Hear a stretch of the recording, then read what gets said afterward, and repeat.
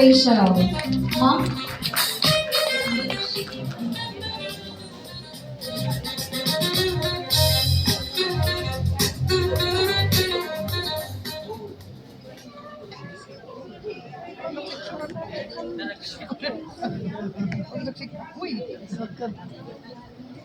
Okay.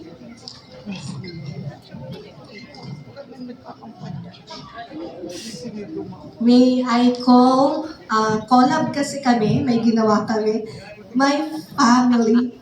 Okay. Okay. Okay. Good. A blessed evening to everyone. We are gathered here for a truly momentous occasion, a dual celebration honoring a woman of exquisite character. To my dearest Ninang Chabibi, happy 65th birthday and happy retirement. Ninang Cha, looking at you tonight, you are simply radiant. It is hard to believe you are retiring because you possess such a vibrant and youthful energy. For decades, we have watched you work with unwavering dedication and tireless passion. You have built a career defined by exemplary service and integrity. But more than your professional success, it is your generous heart that we celebrate. You have been compassionate, guide, and a steadfast anchor for us. As you step into this golden chapter of your life, our wish and prayers is that days are filled with serene mornings, boundless joy, tranquil relaxation. You have earned every moment of your blissful freedom.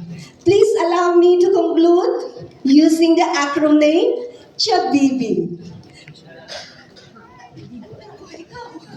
Okay, CHABIBI. T. Timeless. At 65, you have grace and elegance that never fades.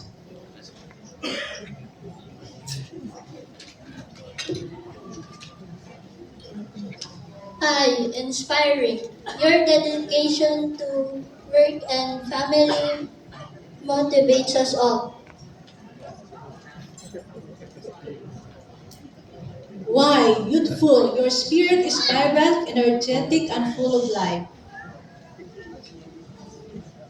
A stands for reflection or affectionate. You always have a warm hug and a kind word for everyone. Be benevolent, you have a generous heart that is always ready to help. E, extraordinary. You are not just an ordinary person, you are truly special. B for beautiful. You're beautiful inside and out, from your smile to your soul. E. Everlasting. The love you give leaves a mark on us that lasts forever.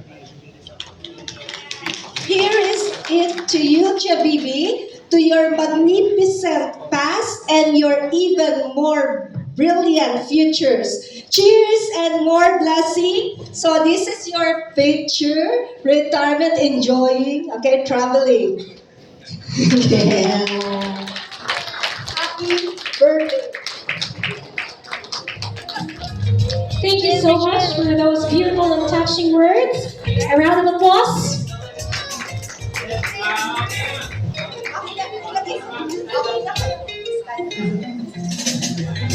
Alright.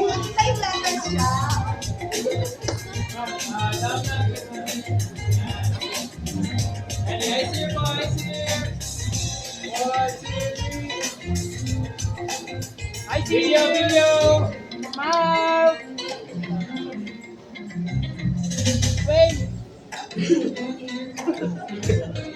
There you have it. Thank you so much.